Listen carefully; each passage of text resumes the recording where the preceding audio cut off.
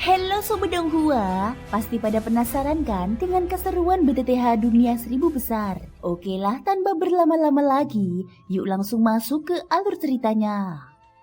Di episode sebelumnya, Xiaoyan berhasil menembus terobosan besar usai menaklukkan Ki Kaisar Tongtian. Sementara Pavilion Fengxiang menyiapkan rencana rahasia untuk menyelamatkan Yanji. Di sisi lain, konflik lama meledak di Pavilion Wanhua ketika Fentian datang menebus dosa, memicu bentrokan emosional di Gadouxian, Huaxin, Fentian, dan penguasa sekte racun. Meski pertarungan besar berhasil ditunda, dendam masa lalu tetap belum terselesaikan. Sementara itu, Kekaisaran Xuanling diam-diam menyusun rencana berbahaya, menandakan badai konflik besar akan segera pecah.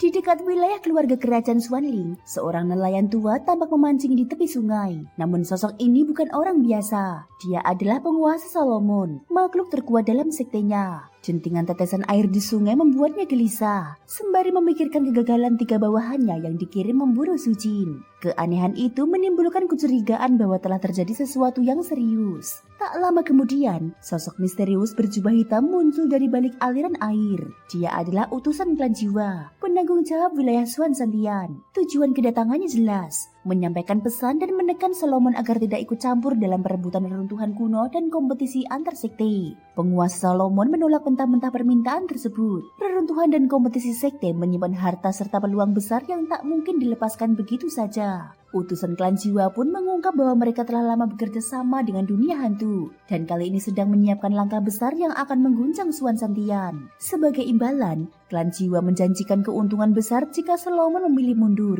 Meski menyadari kekuatan dan pengaruh klan jiwa, penguasa Solomon tidak gentar. Dia menegaskan bahwa kekuatan utusan itu belum cukup untuk memaksanya tunduk. Namun demi menjaga keseimbangan dan mempertimbangkan situasi yang lebih besar, dia memilih tidak bertindak dan hanya berjanji akan memikirkan tawaran tersebut. Setelah pertemuan berakhir, kedua pihak menyadari satu hal yang sama. Xuan Santian berada di ambang perubahan besar. Dengan keterlibatan dunia hantu, manuver klan jiwa, serta intrik keluarga kerajaan Xuanling, konflik besar tak lagi bisa dihindari. Badai yang akan menyapu seluruh Xuan Santian telah mulai bergerak, dan pembersihan sekte hanyalah soal waktu. Pada saat ini Xin diperlihatkan di pavilion pembakaran dupa. Di dalam pavilion pembakaran dupa, seluruh anggota tim bumi dan tim aula manusia yang sebelumnya memasuki gua kultivasi sungai Tongtian telah meninggalkan Tongtian He. Satu-satunya yang belum keluar hanyalah Xiaoyan. Bagaimanapun juga meski sungai Tongtian menyimpan manfaat besar, tekanan mengerikan di dalamnya bukan sesuatu yang mudah ditanggung siapapun. Perjalanan kali ini ke Tongtian He bisa dikatakan memberikan hasil yang sangat besar bagi sebagian besar peserta.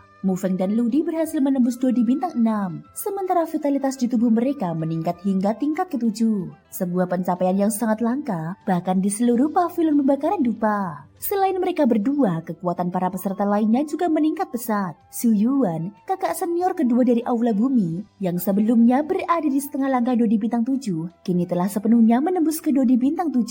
Sang Wumeng, kakak senior ketiga Aula Bumi, telah menyempurnakan kekuatan Dodi bintang 6. Meski belum mampu menyentuh ambang bintang 7, peningkatan ini tetap sangat berarti. Meski jauh di dalam hatinya, dia masih merasa sedikit kecewa. Xing Yu, kakak senior keempat, kini mencapai puncak Dodi bintang 6. Sementara Wang Chen, kakak senior kelima, juga berhasil menembus ke tahap akhir Dodi bintang 6. Ling Xuan pun mencapai tingkat yang sama. Qin Xin kini berada di tahap akhir Dodi bintang 6. Sebagai murid langsung King Lao, wakil kepala Aula Langit, pencapaian ini terbilang wajar. Sementara itu, Mo Ying mencatat lonjakan paling mengejutkan. Kekuatannya meningkat 3 tingkat berturut-turut, hingga mencapai tahap akhir Dodi bintang 6. Untungnya, dengan keberadaan api suci di tubuhnya serta perlindungan Musushi, tidak ada yang berani banyak bertanya. Sudah lebih dari sebulan berlalu, namun Xiaoyan masih belum juga muncul. Di sebuah halaman dalam Aula Bumi, tempat para murid biasanya berkumpul dan beristirahat, sejumlah kakak senior sedang berdiskusi. Wang Chen adalah orang pertama yang mengungkapkan kegelisahan itu. Sejak pavilion dupa pembakaran berdiri, memang banyak murid yang pernah memasuki gua kultivasi tingkat 9 Sungai Tongtian. Namun, rekor terlama hanya sekitar 20 hari. Kini Xiaoyan telah berada di dalam selama 30 hari tanpa kabar apapun. Sesuatu yang benar-benar benar-benar di luar kebiasaan. Xing Yu pun ikut angkat suara. Nada bicaranya pesimistis. Menurutnya, bertahan selama itu di gua tingkat 9 hampir mustahil. Namun Ling Xuan tidak sependapat. Dia yakin Xiaoyan pasti memiliki kepercayaan diri yang kuat saat memilih gua kultivasi tertinggi itu. Berdasarkan pengalamannya bersama Xiaoyan di Gunung Duoling, dia tahu betul bahwa pemuda itu tidak pernah bertindak tanpa perhitungan. Ling Xuan akhirnya menghentikan perdebatan. Dia mengingatkan semua orang untuk kembali berlatih. Karena pembukaan reruntuhan kuno sudah semakin dekat. Itu adalah ujian terakhir dalam kompetisi antar sekte.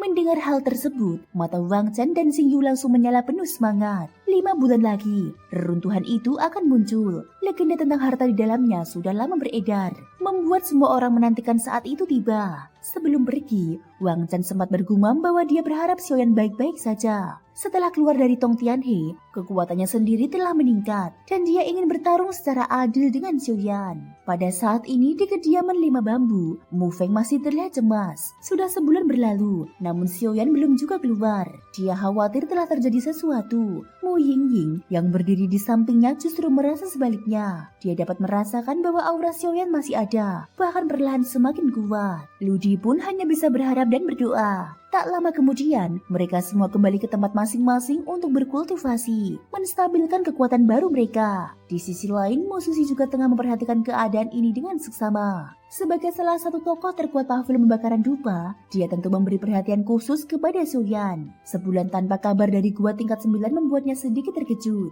Bahkan Xiong Yuan yang berada di sisinya tak bisa menyembunyikan kekhawatirannya. Namun pembicaraan mereka segera berubah serius. Xiong Yuan mengingatkan bahwa bahkan Su Yuan yang sudah setengah langkah di bintang 7 hanya berani memilih gua tingkat 8. Hal ini membuat Mu Susi mulai menyadari bahwa situasi Xiaoyan mungkin jauh lebih berbahaya dari yang dibayangkan. Kenaikan kekuatan Mu Yingying yang melesat 3 tingkat berturut-turut pun dijelaskan sebagai efek api suci di tubuhnya, bukan semata-mata karena sungai Tongtian. Mendengar itu wajah Mu Susi menjadi muram. Dia sendiri pernah memasuki gua tingkat 9 saat masih muda, ketika kekuatannya telah mencapai Dodi bintang 7 sejati. Meski begitu, tekanan di sana hampir membuatnya tak sanggup bertahan. Semakin dekat ke inti harta, tekanannya bahkan mendekati tingkat Dodi bintang 8. Mu Susi menghela nafas panjang. Dia hanya bisa berharap bahwa Xiaoyan benar-benar tengah menciptakan keajaiban. Bagaimanapun, Xiaoyan adalah orang yang pernah membunuh 2 kaisar hantu kembar, dan kini telah bertahan di gua tingkat 9 lebih lama dari generasi murid pavilion pembakaran dupa manapun sebelumnya.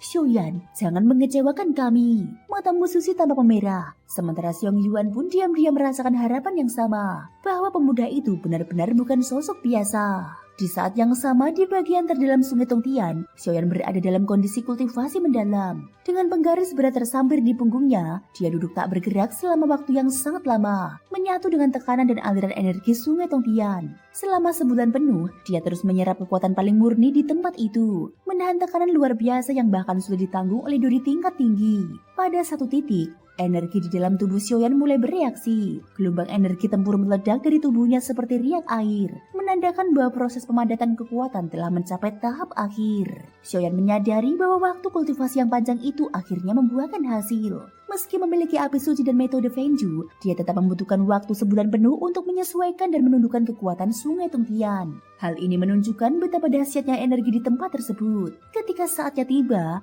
Xiaoyan menyerap kembali seluruh kekuatan yang telah dia padatkan. Energi itu mengalir ke setiap tulang, urat, dan organ tubuhnya, memperkuat fondasi kekuatannya secara menyeluruh. Dan pada saat itu, dia resmi mencapai kesempurnaan Dodi bintang 6. Tingkat ini jauh melampaui tahap akhir Dodi bintang 6 biasa, baik dari segi kepadatan energi maupun kekuatan tempur murni. Xiaoyan merasakan perubahan yang sangat jelas. Kekuatan barunya bukan hanya peningkatan kuantitas, melainkan juga kualitas. Dengan kondisi ini, dia yakin bahwa lawan sekelas Wang Chen yang dahulu dapat dia kalahkan hanya dengan 1 serangan. Yang lebih mengejutkan lagi, tekanan misterius sungai Tongtian ternyata lenyap di hadapan kekuatan jiwanya, sesuatu yang bahkan tidak ia perkirakan sebelumnya. Setelah menyelesaikan kultivasinya, Xiaoyan bersiap untuk pergi. Namun sebelum meninggalkan tempat itu, dia menyadari perubahan besar pada sungai Tongtian. Aliran sungai kini tampak seperti sungai emas yang membentang menuju langit, jernih dan penuh aura suci. Di ujung aliran tersebut, dia merasakan keberadaan sebuah objek misterius berwarna hijau yang memancarkan aura mengerikan. Sebagai seorang alkemis dengan persepsi jiwa yang sangat tajam, Xiaoyan dapat merasakan bahwa benda itu sama sekali tidak sederhana. Namun justru karena itulah dia memilih untuk tidak mendekat. Nalurinya memperingatkan bahwa objek tersebut berada di luar batas kemampuannya saat ini dan menyimpan bahaya besar. Dengan bijak, Xiaoyan memilih untuk mundur. Sementara itu di luar sungai Tongtian, pavilion pembakaran dupa mulai diliputi kegelisahan. Waktu telah berlalu hampir 2 bulan, namun Xiaoyan masih belum menunjukkan tanda-tanda keluar.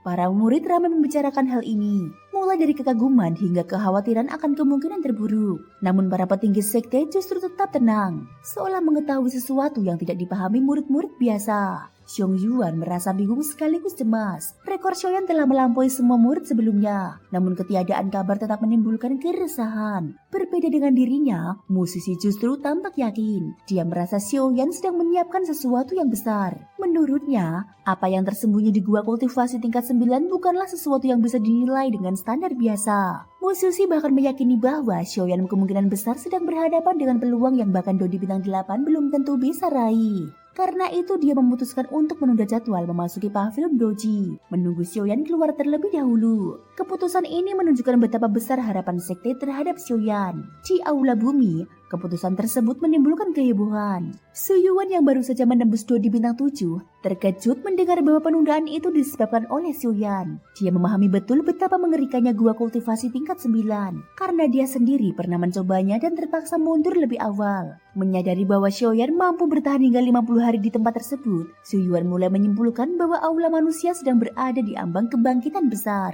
Dia pun memerintahkan Wang Chen untuk terus mengawasi sungai Tongtian dan segera melapor begitu Xiaoyan keluar. Dalam hati, Su Yuan juga menyadari bahwa mungkin untuk menyelesaikan urusan lama yang telah lama terpendam, dia akan membutuhkan kekuatan Xiaoyan. Dengan demikian, kultivasi Xiaoyan di sungai Tongtian bukan hanya tentang peningkatan kekuatan pribadi, tetapi juga menjadi titik awal perubahan besar dalam keseimbangan kekuatan pavilion pembakaran dupa, bahkan di seluruh Suan Santian. Pagi hari perlahan menyelimuti pavilion pembakaran dupa. Cahaya matahari yang menyebar menandai dimulainya hari baru. Namun tak seorang pun menyadari bahwa pada hari itu, keseimbangan kekuatan di dalam sekte mulai berubah secara diam-diam. Setelah 2 bulan penuh bertahan di sungai Tongtian, Xiaoyan akhirnya keluar. Namun ada sesuatu yang janggal. Dia tidak muncul dari pintu masuk tempat dia pertama kali masuk. Seolah-olah kekuatan misterius sungai Tongtian telah memindahkannya ke lokasi lain. Xiaoyan berjalan santai di sebuah jalan setapak di hutan belakang gunung. Penggaris berat tersambar di punggungnya. Dia masih menyesuaikan diri dengan kekuatan barunya.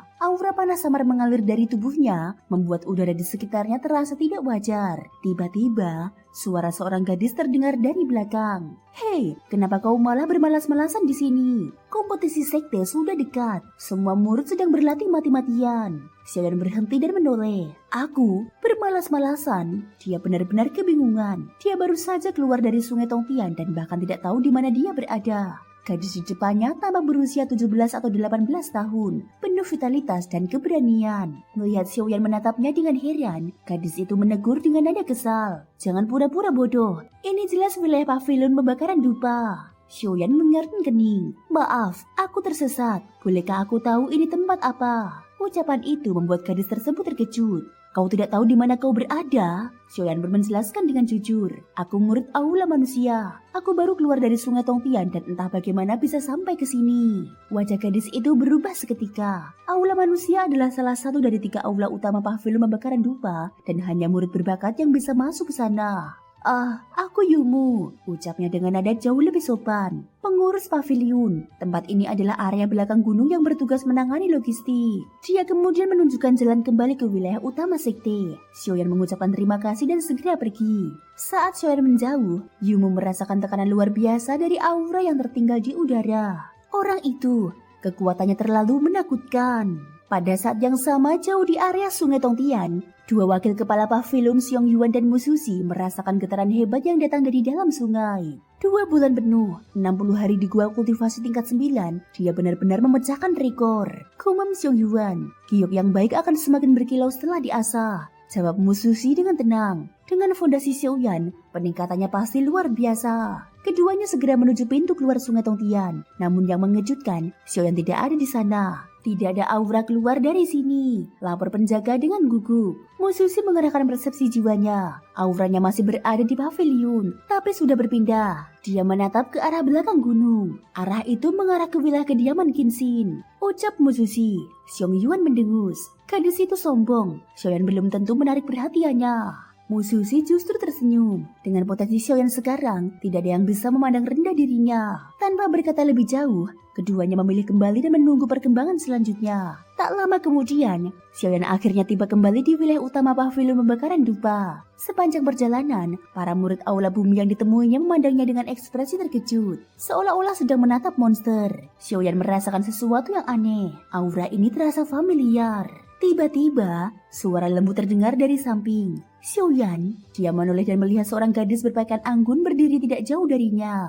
Kinsin menatap Xiaoyan dengan mata penuh keterkejutan tersembunyi. Dia dapat merasakan dengan jelas bahwa aura Xiaoyan telah berubah drastis, lebih stabil, lebih padat, dan jauh lebih berbahaya dibanding sebelumnya. Apakah kau punya waktu? Aku ada urusan pribadi denganmu, tanya Kinsin berlan. Aku baru saja keluar dari sungai Tongtian. Untuk sementara aku bebas, jawab Xiaoyan. Kinsin tersenyum tipis. Kau seorang alkemis bukan? Xiaoyan mengangguk. Aku ingin memintamu menyempurnakan sebuah pil obat. Ucapan itu menandai awal dari keterlibatan baru Xiaoyan. Bukan hanya sebagai kultivator kuat, tetapi juga sebagai alkemis yang akan mempengaruhi area pavilion pembakaran dupa ke depan. Mendengar permintaan Kinsin, Xiaoyan tampak terkejut. Memurnikan pil obat jelas bukan perkara sepele. Dari cara berpakaian dan aura Kinsin saja, Xiaoyan sudah bisa menilai bahwa latar belakang wanita ini sama sekali tidak sederhana. Dengan kekuatan di belakangnya, seharusnya Kinsin tidak perlu repot meminta bantuan orang lain, kecuali pil yang ingin dibuat memang memiliki syarat khusus. Kinsin menatap Xiaoyan dengan penuh harap. Meski memiliki dukungan kekuatan besar,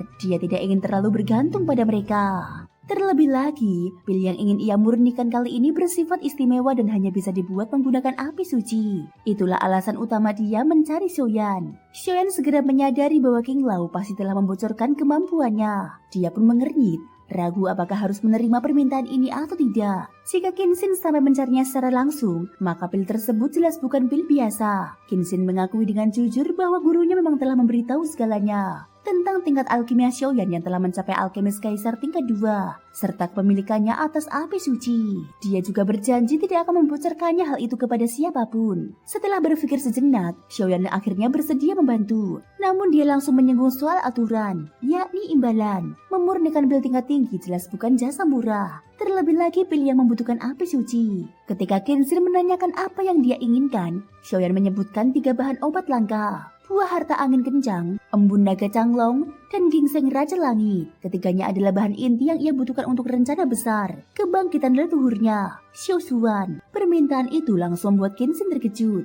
Dia menjelaskan dengan serius betapa mustahilnya bahan-bahan tersebut. Lagi pula, di seluruh pavilion Fengxiang, hanya dirinya yang memiliki api suci, sekaligus kemampuan alkimia yang memadai. Setelah pertimbangan berat, Kinsin akhirnya mengalah. Dia menyatakan hanya mampu mendapatkan 1 dari 3 bahan tersebut. Jika itu tidak cukup, transaksi akan dibatalkan. Awalnya, Xiaoyan tertegun, namun begitu mendengar bahwa Kinsin bisa mendapatkan buah harta angin kencang, ekspresinya langsung berubah cerah. Dia bahkan nyaris tidak menyembunyikan kegembiraannya. Tanpa ragu, dia langsung menyetujui kesepakatan tersebut. Kesepakatan pun resmi tercapai. Barulah setelah itu Kinsin menjelaskan pil yang ingin dia murnikan. Pil Xuanjin, pil pendukung yang tingkatannya berada di puncak pil kaisar tingkat 2.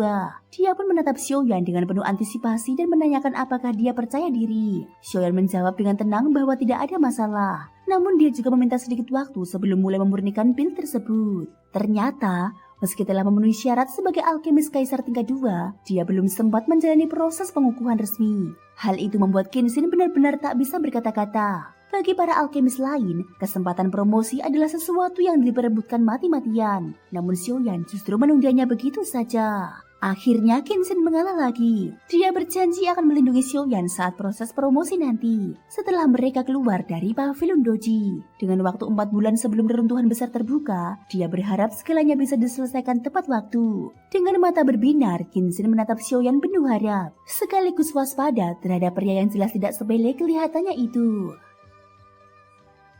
Thank you guys sudah mendengarkan ceritaku di episode kali ini sampai akhir. Ikutin terus kelanjutan episode berikutnya ya. Terima kasih buat kalian semua yang udah subscribe, like, dan komennya. Semoga hari kalian menyenangkan. Sampai jumpa dan bye-bye.